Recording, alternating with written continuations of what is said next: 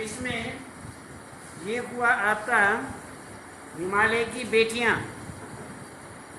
इसमें आज हम ये पाठ पढ़ेंगे, हिमालय की बेटियां। अभी तक मैंने उन्हें दूर से देखा था, बड़ी गंभीर, शांत, अपने आप में खोई हुई लगती थी। संभ्रांत महिला, जो सम्मानित महिला होती हैं, सम्मानित अच्छे परिवार से, अच्छे उच्च परिवार से, एक निम्न परिवार होता है, एक मध्यम परिवार होता है, एक उच्च परिवार होता है। निम्न, मध्यम और उच्च, तो ये अलग अलग। तो संभ्रांत जो है वो एक सम्मानित होता है, उच्च कुल से तात्पर्य यहाँ पर। तो संभ्रांत महिला की भांति, जिस प्रकार से उच्च कुल की महिला सम्मानित महिला, इस प्रकार से उच्च कुल की महिला के समान, इसमें दिया है भांति, समान तरह में प्रतीत होती थी, दिखाई देती थी। प्रतीत होना, दिखाई देना। तो इस प्रकार से यहाँ पर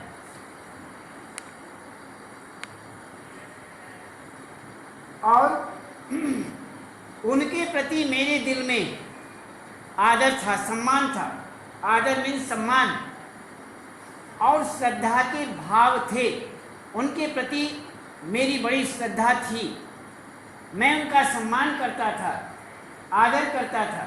माँ और दादी, मौसी और मामी की गोद की तरह उनकी धारा में डुबकियाँ लगाया करता। जिस प्रकार से माँ की गोद में रहते हैं, दादी की गोद में रहते हैं, मौसी की गोद में रहते हैं, मामी की गोद, मामी की गोद में रहते हैं, तो इन सब की गोद में जिस प्रकार से बच्चा आनंद लेता है, खुशियाँ मनाता है और अपना समय व्यतीत करता है, खुश रहता है, मस्त रहता है और इनकी सबकी गोद में खेलता है, उसी ही प्रकार से यहाँ पर कहते हैं उनकी धारा में, उनकी गोद की तरह उनकी धारा में मैंने डुबकियाँ लगाई हैं। अर्थात मैं लगाया करता था, अर्थात उनके साथ भी रहा करता था, खुशियाँ मनाया करता था, मस्त रहता था। परंतु एक बार जब मैं हिमालय के कंधे पर चढ़ा, आप पढ़िए जोर से, किताब हाथ में लेकर के। परंतु इस बार जब मैं हिमालय के कंधे पर चढ़ा तो मैं कुछ और रूप में सामने थी। मैं हैरान था कि यही दूसरी पतली गंगा, यही यमुना, यही सतलुज समतल मैदानों में उतरकर विशाल कैसे हो जाती हैं। उनका उछलना और कूदना, खिलखिलाकर लगातार हंसते जाना, उनकी यह भाव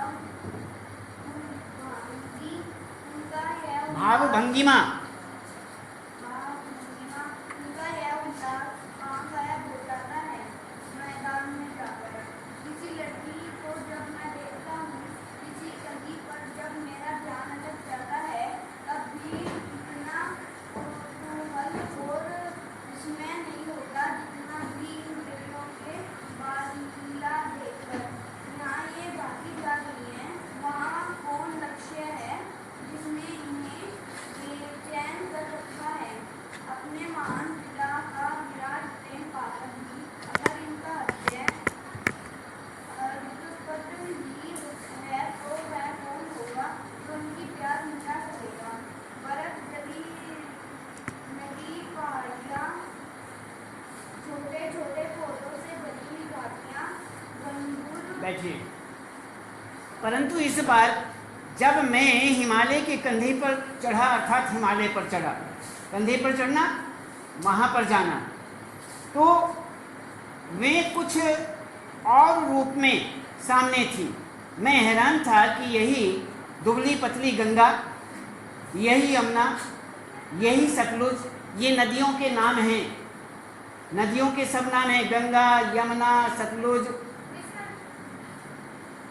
समतल मैदानों में उतर करके, जब पहाड़ों से आकर के हमारे इस मैदान में, समतल मैदान में आती हैं, तो उस समय का बताया है, मैदानों में उतर करके विशाल कैसे हो जाती हैं, बड़ी कैसे हो जाती हैं। ये आप जानते हैं, जब कहीं से कोई धारा निकलती है, जल धारा निकलती है, तो वो बहुत छोटी होती है, और जब आगे बढ़ती है तो विस्तार लेती चली जाती है, बढ़ती चली जाती है।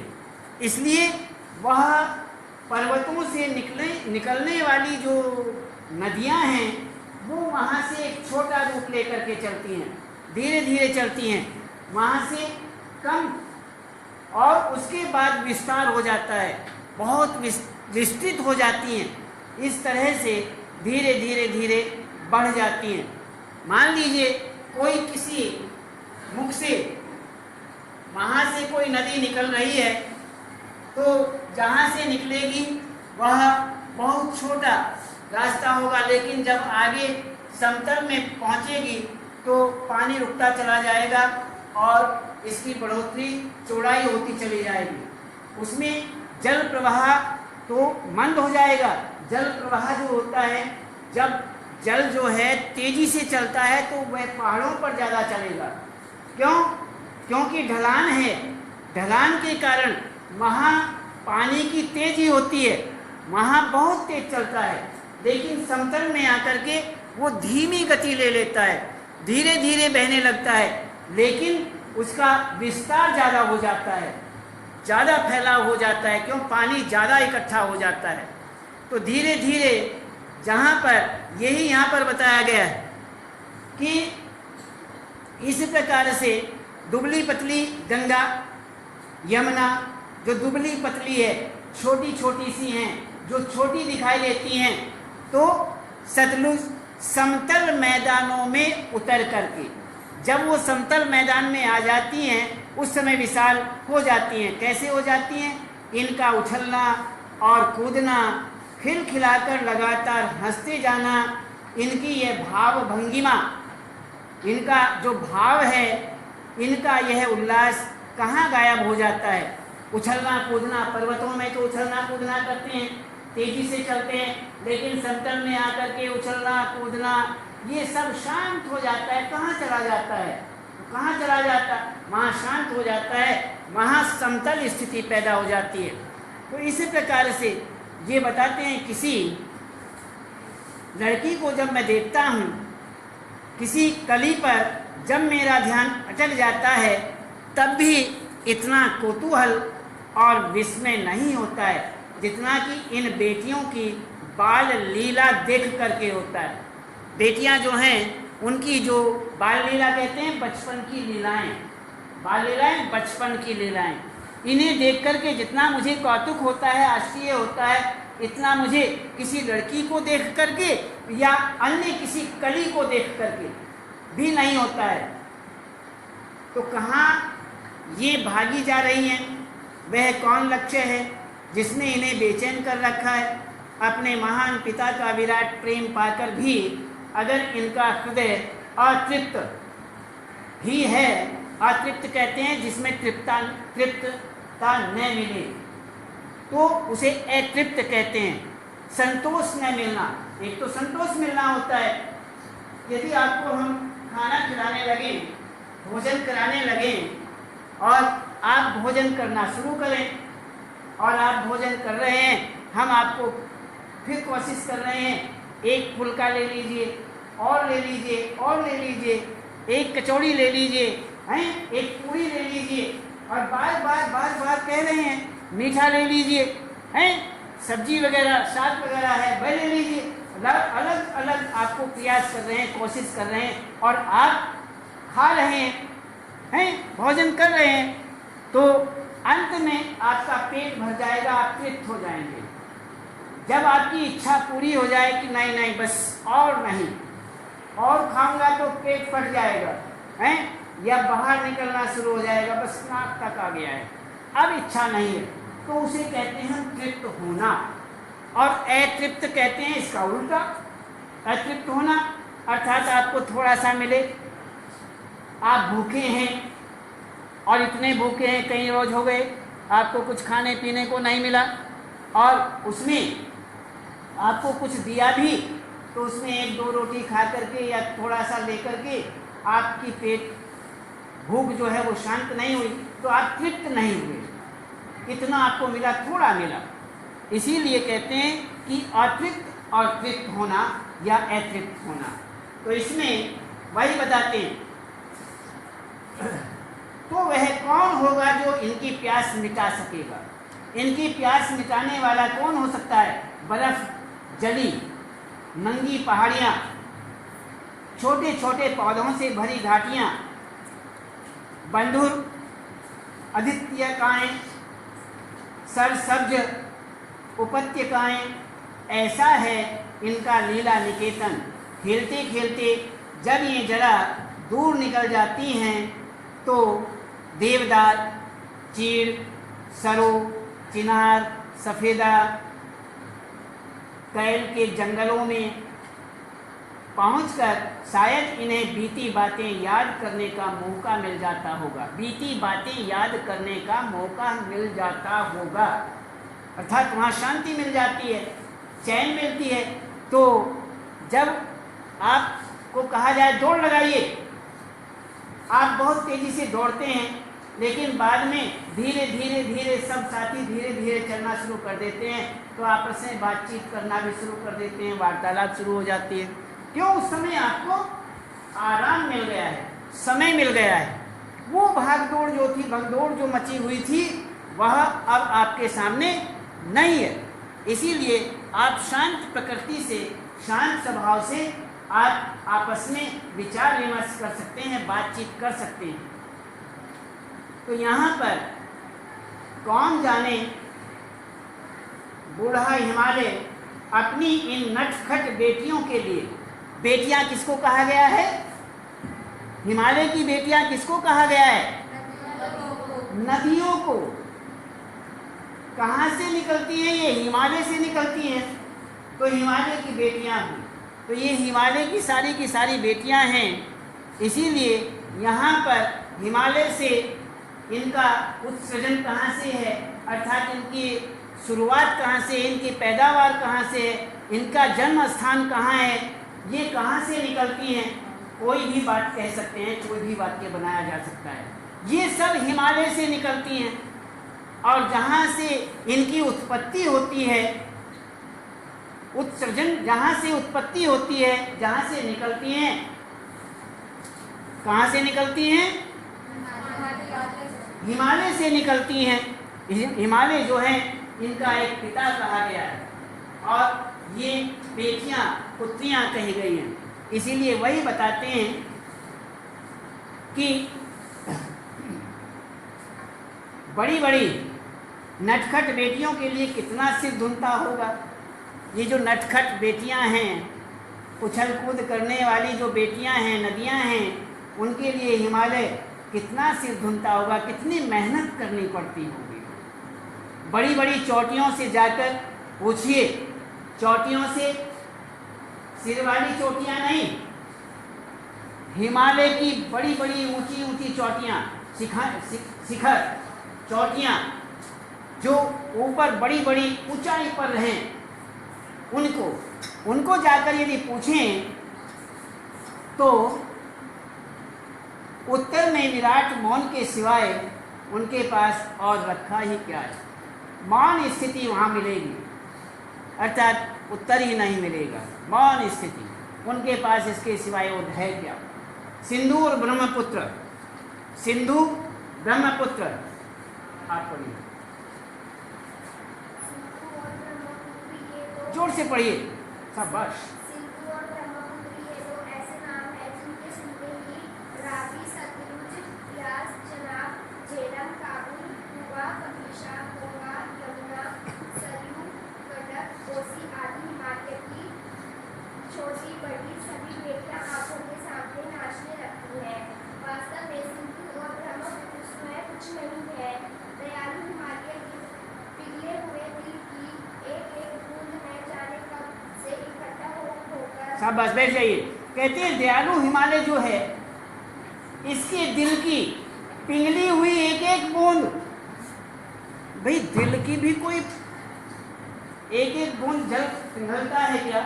नहीं ना, थोड़ा सा भाव होता है लिखने वाले का, लेखक हो या कवि हो, वो अपने भाव के अनुसार शब्दों का चयन कर लेता है, शब्दों को रखता है और ऐसे शब्दों को बनाता है, ऐसे वाक्यों का प्रयोग करता है जिससे भाव, वाक्य कुछ, शब्द कुछ और भाव कुछ, भाव अन्यत्र निकलता है। उसका दिल क्या है? हिमालय का दिल बर्फ। वो हिमालय धीरे धीरे उस बर्फ को पिघलाता है ना बर्फ, धीरे धीरे, और वह जब धीरे धीरे पिघलता है तो एक एक बूंद वो पानी के रूप में इकट्ठा हो जाता है। तभी तो नदी बनती है, तभी तो बेटियां पैदा होती हैं, नदियां तैयार होती हैं। कहीं वैसे ही थोड़े जल आ गया तो धीरे धीरे बर्फ पिघलता है, एक एक बूंद समुद्र बना देती है, एक एक बूंद इकट्ठा होता है, धीरे धीरे पानी चलता है, समतल में आकर के वह और ज़्यादा इकट्ठा हो जाता है और विस्तार ले लेता है, वहाँ से धीरे धीरे चलेगा और समतल में आकर के चौड़ाई ले लेगा, विस्तार ले लेगा और इतना सारा एक एक बूंद इकट्ठी होते होते होते घड़ा भरेगा, घड़े के बाद और अन्य स्थान भरेगा और विस्तार लेगा और विस्तार होगा, विस्तार होते होते होते समुद्र बन जाता है। समुद्र क्या है? एक एक बूंद से इकट्ठा हुआ ही तो है। क्या है? वो जल का समूह इकट्ठा हुआ है, उसे ही तो समुद्र कहते हैं। तो इस तरह से यहाँ पर कहते हैं कि चोटियों से जाकर पूछिए। तो सिंधु और ब्रह्मपुत्र ये दो ऐसे नाम बताए गए हैं जिनके सुनते ही रावी, सतलुज, व्यास, चनाब, झेलम, काबुल, कपिसा, गंगा, यमुना, सरयू, गंडक, कोसी आदि हिमालय की छोटी बड़ी सभी बेटियां, ये सारी बेटियां का ध्यान रखना, सारी बेटियां जो हैं आंखों के सामने नृत्य करने लगती हैं, नाचने लगती हैं। उछल कूद करना नृत्य करना कहा जाता है। ये थोड़ा आपको कहा जाए कि नृत्य करिए, नाचिए, तो आप खड़े होकर के हाथ भी हिलाएंगे, पैर भी हिलाएंगे, तो यही नृत्य हो गया, यही डांस हो गया। आज का डांस और क्या है? देखा नहीं डांस? बैंड बजता है और उसके बाद डांस होता है तो क्या हिलाते हैं? हाथ पैर ही तो हिलाते हैं। इसके अलावा जो ये कहता है मैं जानता नहीं हूँ, अरे हाथ पैर तो वह भी हिला सकता है, हाथ पैर हिलाने के सिवाय और क्या डांस है? यही डांस है। वो पहले जो डांस हुआ करता था, डांस मीन्स नृत्य, नृत्य जो नाचना जो होता था वो जरा आव भाव से सीखा जाता था और अच्छी तरह से करते थे। ज़्यादातर कौन करते थे? ये जो महिला वर्ग है वह ज़्यादातर नाच गाना सीखा करती थी। अन्य कुछ और भी थे, पुरुष वर्ग में भी थे, लेकिन बहुत कम संख्या हुआ करती थी। और आज क्या है? आज तो बैंड बजा और शायद पुरुष वर्ग जो है वो सबसे पहले दौड़ करके बैंड के सामने जाएगा। नाचता पहले कौन था? बैंड वाला।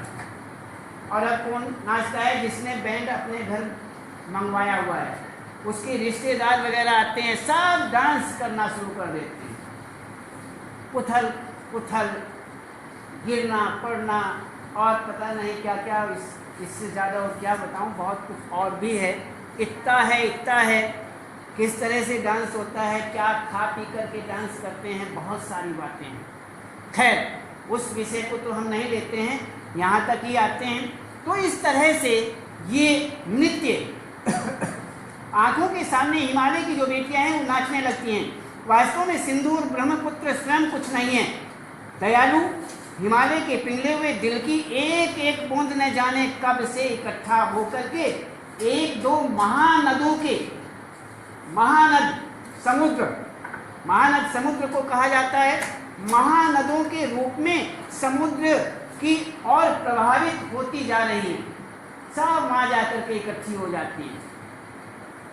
कितना सौभाग्यशाली है वह समुद्र जिसे पर्वतराज हिमालय, पर्वतराज, इतने सारे पर्वत हैं, उनमें इसको हिमालय को क्या कहा गया है? पर्वतराज। ये सबसे बड़ा हिमालय जो है ये पर्वतों का राजा है। पर्वतों का राजा कौन है? हिमालय। आपसे कोई भी किसी भी तरह का प्रश्न बन करके आ सकता है। जब एमसीक्यू होते हैं, विकल्प, एमसीक्यू को क्या कहते हैं? विकल्प। यदि विकल्प शब्द लिखा हुआ पेपर में आ जाए तो घबराना नहीं। विकल्प वही है, ऑब्जेक्टिव टाइप प्रश्न जो बन करके आते हैं। तो इस तरह से हिमालय जो है वो सब पर्वतों के राजा हैं। तो पर्वतराज इन्हीं को कहा गया है। तो हिमालय की इन दो बेटियों का हाथ पकड़ने का श्रेय मिला है, जिन्होंने मैदानों में ही इन नदियों को देखा होगा। उनके ख्याल में शायद ही यह बात आ सके कि बूढ़े हिमालय की गोद में बच्चियां बनकर ये कैसे खेला करती हैं। माँ बाप की गोद में नंग धड़ंग होकर के खेलने वाली इन बालिकाओं का रूप पहाड़ी आदमियों के लिए आकर्षक भले न हो, जो पहाड़ी आदमी वहाँ पर रहते हैं उनके लिए कोई विशेष न हो, लेकिन फिर भी यहाँ आगे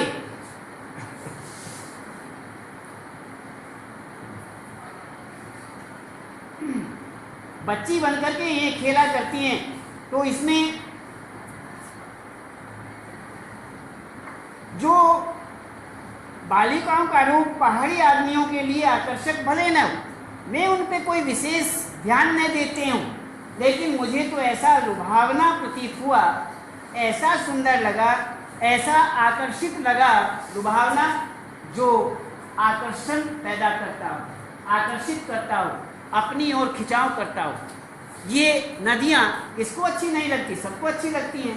तो वही कहते हैं लुभावना प्रतीत हुआ वह रूप कि हिमालय को ससुर और समुद्र को उसका दामाद कहने में कुछ भी झिझक नहीं होती है। क्यों? लड़कियां जो हैं कहाँ से पैदा हुई? नदियां हिमालय से, वो बात हुआ ठीक, और धीरे धीरे आगे बढ़ करके कहाँ मिल गई जाकर के?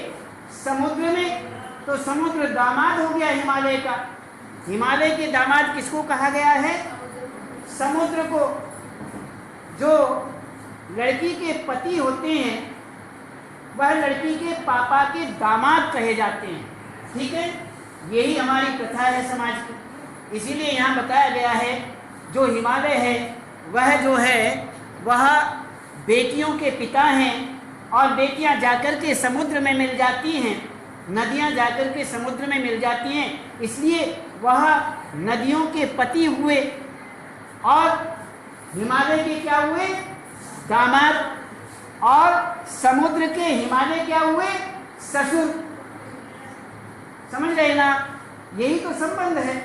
और ये बेटे सबके लिए है, ये तो हमारे समाज की व्यवस्था है, इसको झुटलाया नहीं जा सकता। यही स्थिति है। जब हम जन्म लेते हैं धीरे धीरे बढ़ोतरी होती है, युवावस्था में जाते हैं और फिर व्यस्त लाइन में चले जाते हैं।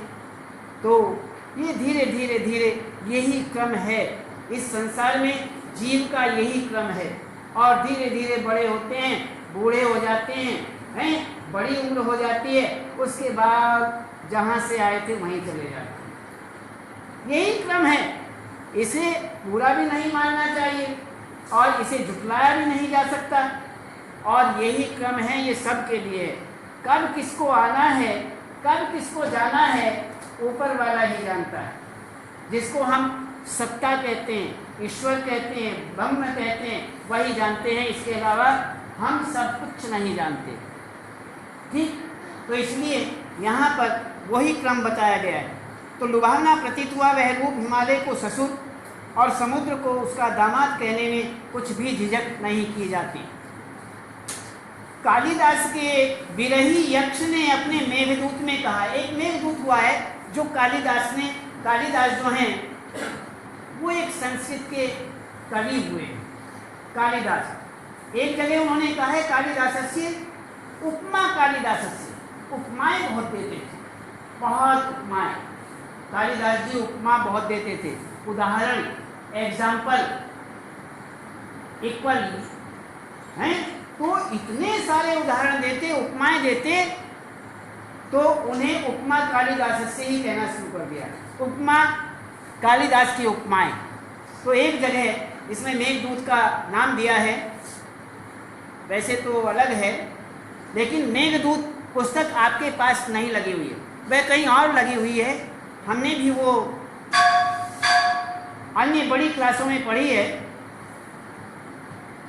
उसमें कश्चित कांता विरह गुरुणा स्वाधिकारान प्रमत्तः एक जगह आया। सबसे पहला मेघदूत जो है, उसकी इतनी मोटी किताब है, उसका पहला श्लोक है, का से शुरू होता है। कश्चित कांता, हमने लगभग 20-25 साल पहले कभी पढ़ी होगी, 30 साल 35 साल पहले, बहुत समय हो गया है, करीब 30-35 साल पहले कभी पढ़ी होगी, बहुत समय बीत गया, शायद 40 साल ना हो गए हों पढ़े हुए। तो इस तरह से हमने ये उसमें मेघदूत में हमने देखा, मेघदूत है कालिदास जो हैं, वो मेघों को, बादलों को दूत बना करके भेजते हैं अपने प्रेमिका के पास में। वहाँ पर मेघदूत, मेघ अर्थात बादल, बादल और दूत, वाहन अर्थात मेघदूत बन करके। तो इस प्रकार से ये आपका पाठ हुआ, और कल बताऊंगा, और आज केवल इतना ही।